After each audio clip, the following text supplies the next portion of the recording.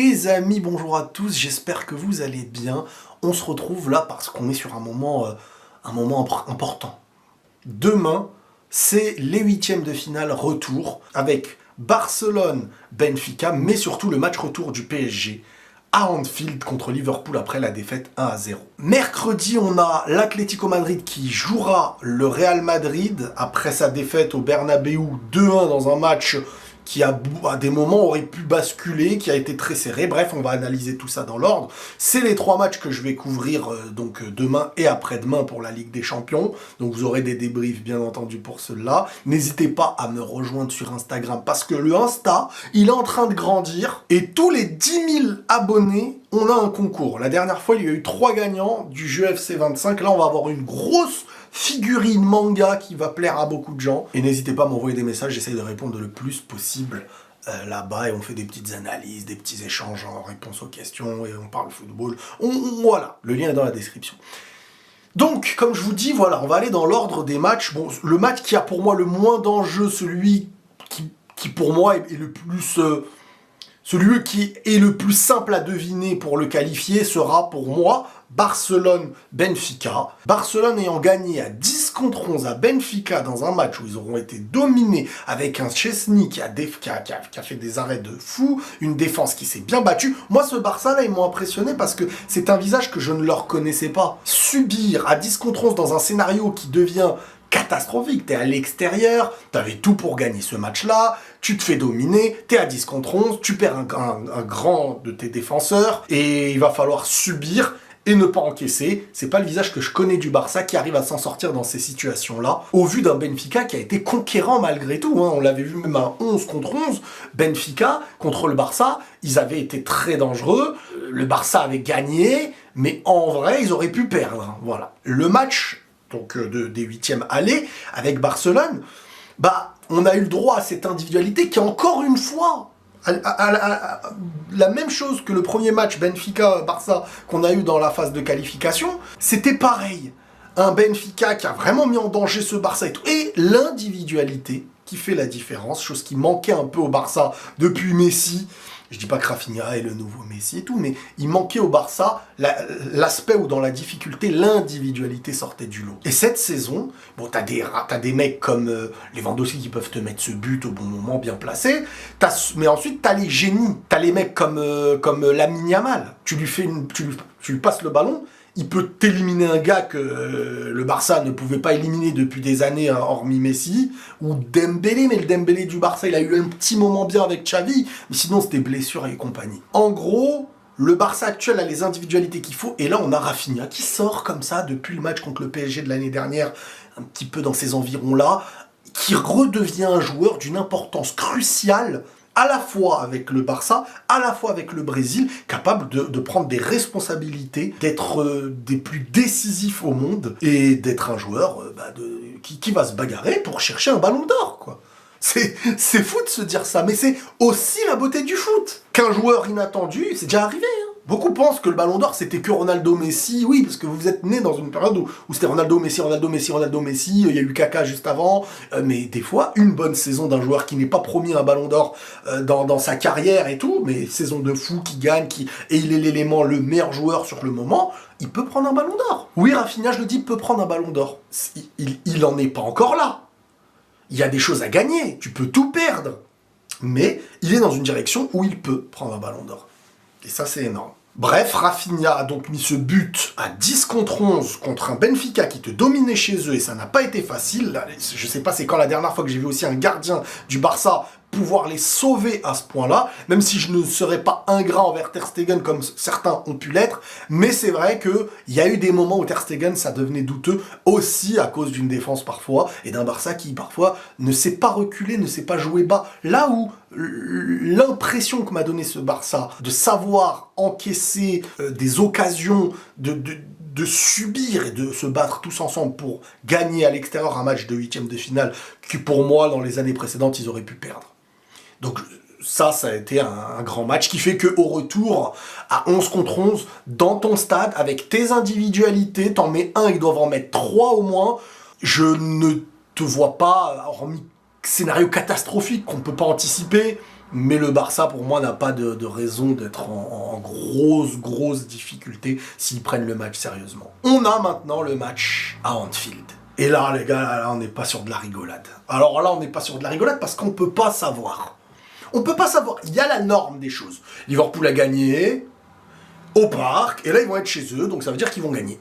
Le problème, c'est que, est-ce qu'ils vont avoir la recette de contrer le football de Luis Enrique, qui actuellement a atteint son apogée?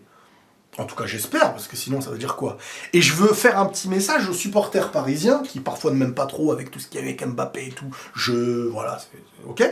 Mais j'ai discuté avec certains Parisiens, et c'est vrai qu'en ce moment, ils en veulent un peu parfois aux autres, dès qu'ils gagnent, de dire oui, mais c'est que la Ligue 1, c'est que ceci, c'est que cela. Il est vrai que quand contre Girona, ils ont fait n'importe quoi, ils ont gagné sur un truc.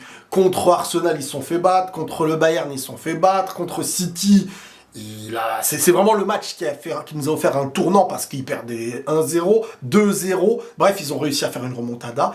Mais ils ont développé progressivement leur football. Et actuellement, ils ont tapé Lille, ils ont tapé Brest, ils ont tapé des équipes qui, certes, Brest, par exemple, c'est bien plus petit que le PSG et tout. Mais Lille, c'est une équipe quand même qui a su déranger, perturber, voire battre le Real, l'Atlético, des équipes très difficiles à battre. Alors oui, les battre en phase de qualification n'est pas la même chose que les battre en 8e, etc. Ça n'empêche que le PSG cette saison fait ce qu'on n'a pas vu avec le PSG depuis plus de 5 ans en arrière, pour moi même carrément. Une régularité à détruire ses adversaires par un football collectif où tout le monde est concerné. Il n'y a pas un au-dessus de l'autre, c'est collectivement, chacun est dans son rôle, et tu sens qu'il y a un plaisir et une compréhension du foot en commun. Et en fait, ce PSG-là, je pense, qui sont plus forts que les PSG dernièrement depuis Laurent Blanc, quoi. C'est un PSG aujourd'hui qui, tu sais, leur football, tu connais leurs points forts, et ils sont, je pense, parmi les équipes les plus difficiles aujourd'hui à jouer, avec Barcelone, avec Liverpool. Je pense vraiment que le PSG d'aujourd'hui est une des top 3 équipes des plus difficiles à jouer. Et c'est un mérite de voir ce qu'ils font. Maintenant, oui, peut-être qu'ils vont sortir. Et qu'il y aura des choses à travailler encore. Parce qu'il y a peut-être un manque d'expérience sur certaines choses. Parce que peut-être que ne pas tuer dans plein de matchs, voire même l'année dernière, ça leur est arrivé contre Dortmund. Le match aller contre Liverpool, il est très compliqué à juger. Parce que tu marques un but, ou pour moi, leur jeu...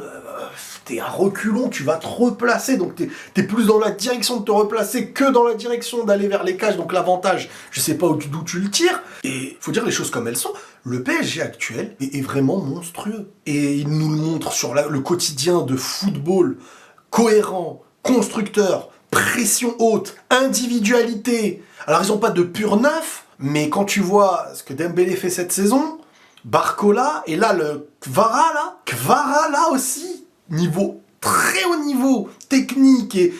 Non, ce PSG, pour moi, c'est top 3 favori Ligue des Champions. Sur ce que j'ai vu là, dernièrement, parce que si tu me dis le PSG début de saison, c'est pas la même chose, mais c'est à ce moment-là que ça compte, comme on a pu le voir avec le Real à plusieurs saisons. Sauf que, parmi les 3 favoris que j'aurais mis, Liverpool et le PSG, un des deux doit sortir. Je pense que Liverpool a quand même étudié ce PSG. Qu'ils ont compris qu'ils allaient être balle au pied en possession minime. C'est-à-dire que la possession sera côté PSG. Paris, en gardant le ballon, fait que tu es moins dangereux. Mais je ne pense pas que Salah nous refera un match aussi médiocre. Même si, attention, un match médiocre d'une individualité sur un côté comme ça, 109 en plus à l'aller, avant que Nunez rentre en fin de match, fait que c'est aussi la pression du PSG et l'échec de ton équipe qui fait que tu reçois un ballon, t'as presque rien à faire. Des fois, l'individualité ne peut rien faire aussi. C'est un peu ça aussi qu'il faut. Mais mentalement, ils ont sombré. Ils se sont fait tuer en première mi-temps. Il y a eu un but refusé. Et il y a eu des parades exceptionnelles de Alisson. Maintenant, tu as gagné. Tu as marqué le plus petit but. Tu as l'expérience. Tu t'appelles Liverpool. Tu as déjà gagné des Ligues des Champions. Tu sais ce que c'est. T'es dans ton stade mythique, public exceptionnel, et t'as étudié ce PSG. C'est là que c'est intéressant. Parce que, à la fois, tu vas voir quelle va être la réponse de ce Liverpool au PSG du match aller qui les a tapé dans le jeu, on va pas se mentir. C'est même pas, c'est vraiment, ils t'ont tapé, t'as eu un miracle avec ton gardien, ils t'ont tapé. Pour moi, Paris, là, ils ont tapé Liverpool, et Liverpool a pris un coup au mental. Mais c'est des grands, hein. C'est Van Dijk, c'est Salah, c'est pas des petits Liverpool.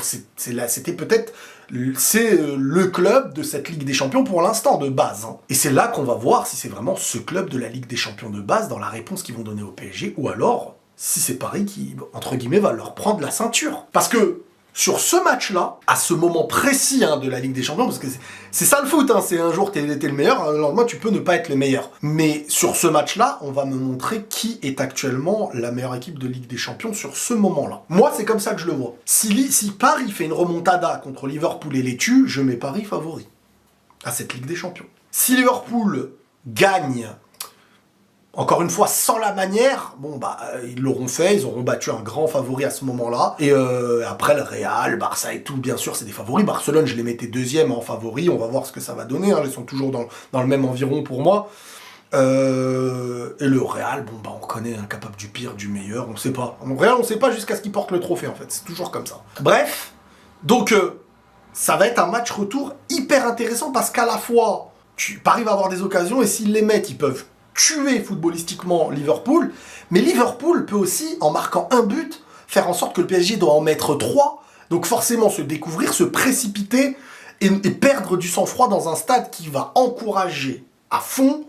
Et Paris et Liverpool a compris que l'intensité que le PSG avait mis les avait mangés à l'aller. Certes, dans un match aller, tu sais que quand t'es à l'extérieur, t'es au match aller, tu ne donneras pas tout à 100% non plus. Et Liverpool, tant qu'ils n'encaissaient pas, était dans une situation où ils étaient forcés de reculer, parce que ce n'est pas une stratégie de dominer autant au point d'espérer des miracles, mais d'avoir compris qu'ils n'auraient pas spécialement le ballon. On verra si c'était une histoire de ce n'était pas leur jour. Paris les avait éteints, ou alors Paris est vraiment meilleur, et Paris va remonter et peut-être les éliminer.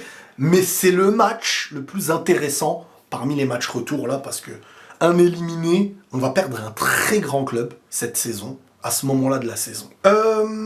Et maintenant, Atlético Madrid, Real Madrid. Il va falloir déjà faire comprendre un truc à mes frérots madrilènes. N'oublions pas le match aller. Le match aller, on avait perdu donc Ceballos avant ce match-là, donc on avait un milieu. C'est pas... Vous avez vu, quand il y a eu égalisation et l'Atlético qui commence à faire des possessions de balles, ils étaient meilleurs en possession de balles que nous. Donc, on a un but d'avance, et les buts qu'on a mis, c'est des buts sur un jeu rapide ou individualité dans un jeu à l'arrêt. Mais l'individualité du but de Brahim, c'est très compliqué de l'espérer à l'avance. Bien entendu, là, il y a le retour de Bellingham qui va apporter une intensité au milieu de terrain qui va faire du bien. Mais depuis le départ, l'absence de Ceballos, il y a eu deux schémas. On a deux trucs. Il y a eu l'absence de Kroos, avec un milieu où on ne retrouvait plus d'équilibre, jusqu'à Ceballos. Ceballos a réapporté cet équilibre. On a perdu Ceballos. Donnez-moi un bon match de maîtrise. On n'en a eu aucun. On n'a aucun bon match de maîtrise sans Kroos et sans Ceballos. C'est simple. L'équilibre qu'on s'est dit, ça y est, c'est contre Atalanta avec Ceballos, c'est contre City avec Ceballos, mais ce profil-là, quand on l'a pas, et on ne l'aura pas, fait qu'au milieu, quand l'adversaire veut garder le ballon et qu'ils ont cette maîtrise de balle, ils le font mieux que nous. Donc attention à ne pas perdre l'avantage du but trop tôt dans le match.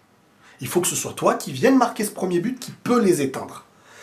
Et j'espère qu'on ne va pas souffrir de ce souvenir de la semaine dernière, de cette passe à la dernière seconde qui aurait dû être réussie de Kylian pour Vini, cette action qui aurait vraiment offert un avantage de fou. L'Atlético, qui est une équipe très difficile à jouer, cette fois sera chez elle, et on est loin d'être qualifié, parce que ce Real m'inquiète. Il y a des individualités exceptionnelles. Le problème, c'est que les individualités... Bon, je dis ça, mais en vrai, c'est Rodrigo sur une individualité malgré tout, et Brahim sur une individualité. Mais quand je dis les individualités, on pense à Vini, Mbappé. C'est pas eux qui ont le plus tendance à faire changer un match contre l'Atlético. À part si Vini, tu le mets vraiment sur son côté gauche. Mais être attaquant contre l'Atlético, c'est... À moins que tu mettes une tête et tout. Mais un Mbappé, ça va pas être facile pour lui, à part s'il dézone. s'il dézone très très bien. Si tu marques ce but-là, là, l'importance de Vini et de Kylian, elle va être cruciale, parce qu'il va y avoir une découverte défensive de la part de l'Atlético, et là où tu pourras exploiter les espaces, et tes individualités comme Vini et Mbappé seront importantes, primordiales. Mais avant tout, un match comme ça, alors oui, il faut les dominer, oui, il faut les empêcher d'avoir des occasions, oui, mais ils t'en mettent un, et mentalement, tu peux souffrir. T'es au Metropolitano, ils conserveront mieux le ballon que toi, ils sortent le ballon de ton pressing bien mieux que toi. Il va falloir soit un pressing qu'on n'a pas eu depuis un bon moment avec un Bellingham en forme et des individualités qui vont être chirurgicales, et là, tu peux tuer le match. Mais attention, au premier but, si c'est eux qui le mettent, le match, il va être très très difficile. Ils sont... Pour moi, c'est la pire équipe que le Real sur qui elle pouvait tomber. Tu peux pas faire ton football, en fait. C'est ça le problème contre eux. Alors que contre un Barça, ils peuvent te torpiller parce qu'ils auront été meilleurs, mais tu vas avoir des espaces, des occasions possibles, un jeu ouvert. L'Atlético, le jeu est fermé, mais cette année, ils savent fermer le jeu en jouant au football, en t'empêchant d'avoir le ballon, en ayant des individualités. T'as Griezmann, certes qui n'est pas au meilleur de sa forme dernièrement sur ce qu'on a vu, mais t'as Alvarez, t'as Julián Alvarez. Et c'est ça qui m'inquiète, c'est que vraiment, ils ont une équipe très complète, très solide, très forte défensivement. Et en fait, leur coach et eux ne font qu'un, quoi. Au Real, faut compter sur tes individualités. C'est ça. Mais t'en as des individualités. Hein. T'as Vini, t'as Mbappé, t'as Bellingham, t'as Rodrigo, t'as Brahim. T'as moyen de faire des choses. Mais t'as pas un Camavinga au meilleur niveau, t'as pas ton Ceballos. Alors oui, Valverde à droite, je pense, ça fera du bien, arrière droit. T'auras Mendy arrière gauche, et t'auras Rudiger, Asensio, je pense, avec un grand Tchouaméni au milieu de terrain. Ce qui fait que notre solidité doit être implacable. Vraiment, il va falloir être implacable, solide, bloc. Et si on presse haut, il faut que ça soit ensemble. Mais nous, on ne sait pas le faire, ce truc-là. Donc s'il y a des tentatives de d'un coup, et eux, ils peuvent contrer très très bien. Donc il va falloir faire vraiment attention. Ce match-là aussi est loin d'être défini. Mais si tu mets le premier, là, tu peux faire un football qui peut vite calmer tout ça. T'as quand même l'avantage d'un but dans un match. Tu commences le match à 1-0. À toi de faire le travail, parce que si tu perds ce match avec l'avantage de 1-0, c'est que tu auras mérité d'être éliminé, tout simplement. Mais là, par contre, la saison, elle va être très compliquée. Parce que la Liga et tout, c'est pas facile. Tu auras la coupe, peut-être, et encore. On verra, mais en tout cas, il va y avoir un avant et un après. Les amis, prenez tous soin de vous. N'hésitez pas à rejoindre le Instagram. Le lien est dans la description, et m'envoyer un petit message, ça fait plaisir.